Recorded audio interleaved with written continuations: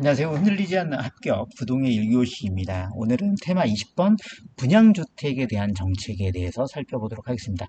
지난 시간에 이제 정부가 임대주택에 대해서 어떻게 정책을 펴왔는지, 그리고 임대주택의 종류가 뭔지 살펴드렸고요. 오늘은 이제 분양주택에 대해서 정부가 어떻게 관여할 수 있는지 살펴보도록 하겠습니다. 교재로는 46페이지고요. 첫 번째 정책이 분양가를 규제하는 정책입니다. 분양가. 그러니까 시장에서 공급자와 수요자가 만나서 형성되는 게 가격인데, 이것을 정부가 가격을 딱 정해버리는 거죠. 그래서 분양가 상한제라고 합니다. 자, 분양가 상한제는 말 그대로 신규 분양을 할 때 분양 가격을 정부가 통제하는 것이죠. 그러니까 시장 가격보다 높게 설정하겠습니까? 낮게 설정하겠습니까? 당연히 싸게 해야 효과가 있겠죠. 목적은 뭐다? 주택 가격을 안정시키고 주택의 실수요자, 무주택자라든지 이런 사람들의 구입 부담을 경감시키기 위해서 도입된 제도입니다. 요거는 이제 주택법에서 적용하는 대상과 제외되는 주택을 열거하고 있습니다. 그러면 어떤 것들이 있는지 이제 교재로 살펴볼 텐데요. 46페이지에 이제 대상과 뭐 비대상을 이제 법률적 그대로 이제 인용을 해온 겁니다. 이걸 좀 정리해서 올리지 그랬냐 이렇게 생각이 드시겠지만, 이 부분은 이제 법조문이다 보니까 법에 있는 워딩 그대로 지문에 출제됩니다. 그래서 요거를 그대로 눈에 익히셔야 되고, 이걸 압축하거나 이렇게 이렇게 꼬으면은 오해의 소지가 있고 이의제기의 가능성이 높기 때문에 요 법조문들은 법조문 그대로 출제를 합니다. 그래서 46페이지에 주택의 분양가격의 제한 등 제57조 주택법 제57조에 나오는 내용들을 눈에 익히고 그대로 암기를 하셔야 됩니다. 자, 그러면 이제 어떤 게 대상이 되는지 살펴볼게요. 일반인에게 공급한 주택 중 다음에 해당되는 것들을 분양가 상한제 주택에 적용된다. 1번 뭐다? 공공택지. 요건 이제 신도시라든지 이런 이제 대규모 택지 사업을 할 때 거기에 공공택지에는 분양가 상한제가 적용이 됩니다. 그리고 공공택지 외에 주택 가격 상승의 우려가 있고 국토부 장관이 어디에 심의를 받는다?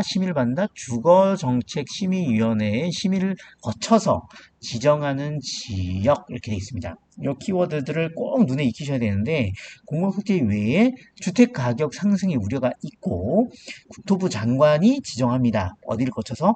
주거정책심의위원회를 거쳐서 지정하는 지역이다. 이렇게 보시면 되겠습니다. 이 대상이 분양가 상한제 대상이 되고요. 분양가 상한을 적용하지 않는 것은 어디다? 첫 번째, 도시형 생활주택입니다. 도시형 생활주택이 뭐냐? 이거는 이제 다른 과목에서 깊이 있게 배우실 테고요. 두 번째로는 경제자유구역의 지정 어쩌고저쩌고 특별법에 따라서 경제자유구역에서 건설하는 공동주택입니다. 경제자유구역에서 공동주택을 건설할 때는 제외가 된다. 그 키워드를 기억해 주시고요. 그리고 관광특구에서 건설하는 공동주택으로서 몇 층 이상? 50층 이상이거나 높이가 150m 이상인 오화입니다. 이거나 이 둘 중에 요건을 하나라도 충족하면은 분양가 상한제 대상에서 제외가 된다. 자, 그리고 분양가격은 택지비와 건축비로 구성됩니다. 그러니까 택지비는 땅값이고요. 건축비는 건물비잖아요. 분양가격은 그 두 개 합친 거잖아요. 그래서 이 구체적인 명세, 그리고 산정 방식, 감정평가 기간, 산정 방법 등은 국토교통부령으로 정한다. 이것도 자주 출제되는 지문이니까 눈여겨보셨으면 좋겠습니다. 자, 그러면 페이지 46페이지에 분양가 상한제가 적용이 되면은 어떤 규제가 있느냐? 이제 전매 제한을 따릅니다. 그러니까 전매 제한은 할 수 없다는 거죠. 그러니까 말 그대로 이 사업 주체가 주택의 전매 제한 행위의 대상이 되면 주택에 대해서 권리, 자격, 지위 등을 포함해서 10년 이내 범위 내에서 대통령령으로 정하는 기간, 이 전매 제한을 대통령으로 정할 수 있습니다.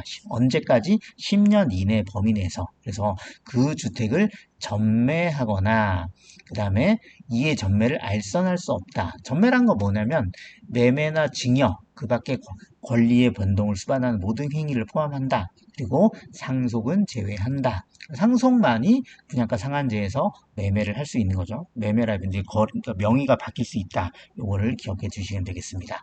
자, 정리를 해보면 분양가 상한제는 대상이 공공택지 그리고 공공택지 외 지역에 적용되는 범위가 있고 전매 제한의 범위가 10년이다. 요거 키워드를 기억하시면서 복습을 해주셨으면 좋겠습니다.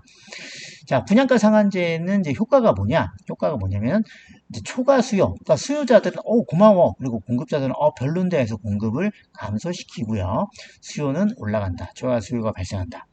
그리고 과도한 청약이 이루어집니다. 그러니까 싸니까, 시세보다 싸니까 당연히 너도 나도 하겠죠. 그리고 분양권 불법 전매 등 투기 현상이 발생할 수 있어서 사회적 후생 손실이 발생할 수 있습니다. 그리고 공급자 입장에서는 이제 손실이 있을 수 있죠. 그러니까 집에 질적 저하가 가능합니다. 그리고 음성적 이중 가격 형성이 되죠. 그러니까 시세보다 싸게 공급을 하기 때문에 음성적으로 가격이 형성돼서 저소득층의 주관적 기능 가능성이 감소할 수 있다. 이렇게 기억을 하시면 되겠습니다.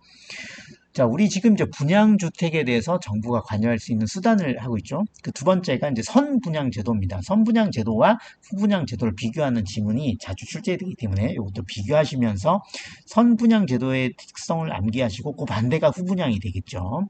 선분양은 말 그대로 집이 지어지기 전에 소비자에게 분양하는 거예요. 일반적으로 우리 공급시장이 그랬습니다. 그래서 집을 없는 상태, 허허벌판 상태에서 계약금 내고 중도금 내고 막 이렇게 했죠. 그래서 계약금 중도금을 완공전에 납부해서 그 돈으로 건설을 하는 거죠. 그리고 어떤 성격을 가지고 있느냐? 사업자의 초기 부담을 완화시켜 주는 거죠. 그래서 공급자에게 유리한 제도입니다. 하지만 이제 공급자는 이미 돈을 받았기 때문에 부실 시공이라든지 품질 제한의 가능성이 있는 거죠. 대신에 장점도 있습니다. 이제 건설 자금의 조달이 용이해서 공급자 입장에서는 좋은 거죠. 그리고 주택 시장이 활성화됩니다. 그리고 소비자 입장에서는 위험 부담 하 주택 구입이 용이할 수 있습니다. 그러나 단점으로는 완제품을 비교할 수 없고요. 그리고 부실 공사나 품질 저하가 가능했다. 이렇게 기억하시면 되겠습니다. 우리 교재에서 이제 대표적인 게 분양가 상한제를 제가 요약을 해드렸는데 다른 제도들도 비교하시면서 암기를 하셨으면 좋겠습니다.